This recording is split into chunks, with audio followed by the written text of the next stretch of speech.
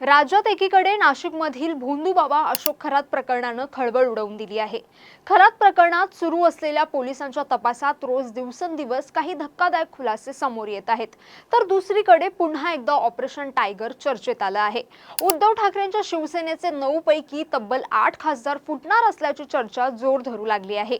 पण आता अशातच उपमुख्यमंत्री एकनाथ शिंदेंच्या अत्यंत जवळच्या आणि फायरब्रँड नेत्यानं भाजप नेत्याबाबत हादरवणारा दावा केला आहे।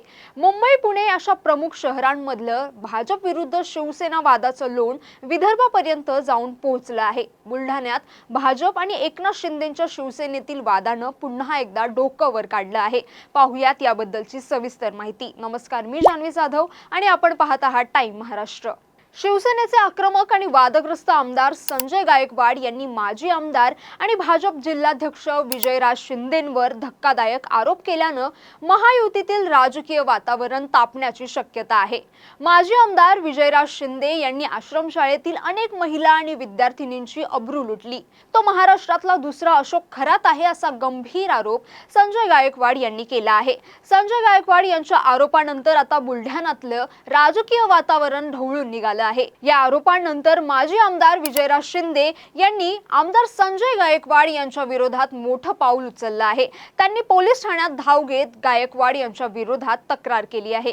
संजय गायकवाड यांच्यावर अॅट्रॉसिटी कायद्यानुसार गुन्हा दाखल करण्याची मागणीही त्यांनी केली आहे। शिवाय संजय गायकवाड यांनी 15 दिवसात माफी मागावी, अन्यथा 100 कोटींचा अब्रू नुकसानीचा दावा ठोकणार असा अल्टिमेटम विजयराज शिंदे यांनी संजय गायकवाड यांना दिला आहे।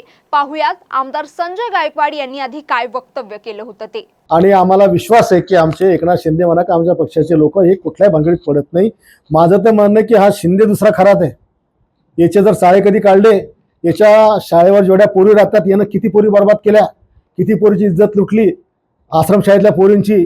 अरे त्या पोराच्या लोकांना त्याच्या तोंडाचे घास हिसकतो, लहान लहान लेकरं मोर्चे काढतात, त्याला अन्न भेटत नाही म्हणून। हा बी दुसरा भोंदूबाबा आहे खरात। याची इन्क्वायरी झाली पाहिजे। हा आता त्या मुलींची अब्रू जाते म्हणून आहे, पण त्याच्या शाळेवरची एक महिला कर्मचारी आहे, ती सगळे मध्यस्थी राहून करते आणि कुठं करते तर राजमंगल काळात करते, हे बी आम्हाला माहिती आहे। मुलींची बदनामी होते म्हणून करत नाही आम्ही। विजयराज शिंदे यांच्या शाळेत शिकलेल्या अनेक माजी विद्यार्थिनींच्या जीवनात आता वाद होत आहेत। अनेक विद्यार्थिनी व पालकांना मानसिक तणावाचा सामना करावा लागत असल्याचं धक्कादायक विधानही संजय गायकवाड यांनी केलं होतं। मात्र विजयराज शिंदेंनी गायकवाडांचे सर्वच्या सर्व आरोप हे फेटाळून लावले आहेत। नाही, आता सध्या मी फक्त पोलीस अधीक्षक आणि पोलीस स्टेशन या ठिकाणी दिली आहे तक्रार।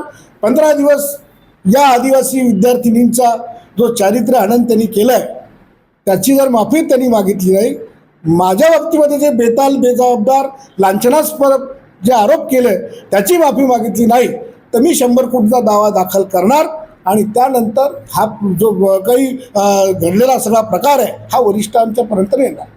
गेल्या काही दिवसांपासून या दोन्ही नेत्यांमध्ये शाब्दिक युद्ध सुरू होतं। मात्र आता लैंगिक शोषण आणि मानहानीच्या दाव्यापर्यंत हा वाद टोकाला पोहोचल्यानं महायुतीमधील तणाव स्पष्टपणे दिसून येत आहे। या प्रकरणाचे पडसाद आगामी काळात जिल्ह्याच्या राजकारणावर उमटण्याची शक्यता वर्तवण्यात येत आहे। विरोधक आणि जनता मात्र या दोघांच्या या वादाची चांगलीच मजा घेत असल्याचं आता चित्र पाहायला मिळतंय। मात्र यातून दोन्ही नेते एकमेकांची बदनामी करत असल्याचंही बोललं जातंय। या दोन्ही नेत्यांमधील वादामुळे आता महायुतीमधील अंतर्गत कलह आता चव्हाट्यावर आला असून शिवसेनेचे आमदार संजय गायकवाड आणि विजयराज शिंदे यांच्यातील शाब्दिक युद्ध थांबण्याचं नाव घेत नाहीये। पुढे या वादावर पक्षातील प्रमुख नेते काय निर्णय घेतात, पुढे या प्रकरणाला काय वळण येतं हे पाहणं महत्त्वाचं असणार आहे। तर तुम्हाला या सगळ्या घटनेबद्दल काय वाटतं? तुम्हाला हा व्हिडिओ कसा वाटला आम्हाला नक्की कमेंट करून कळवा आणि अशाच व्हिडिओसाठी टाइम महाराष्ट्राला फॉलो आणि चॅनलला सबस्क्राइब करायला विसरू नका। धन्यवाद।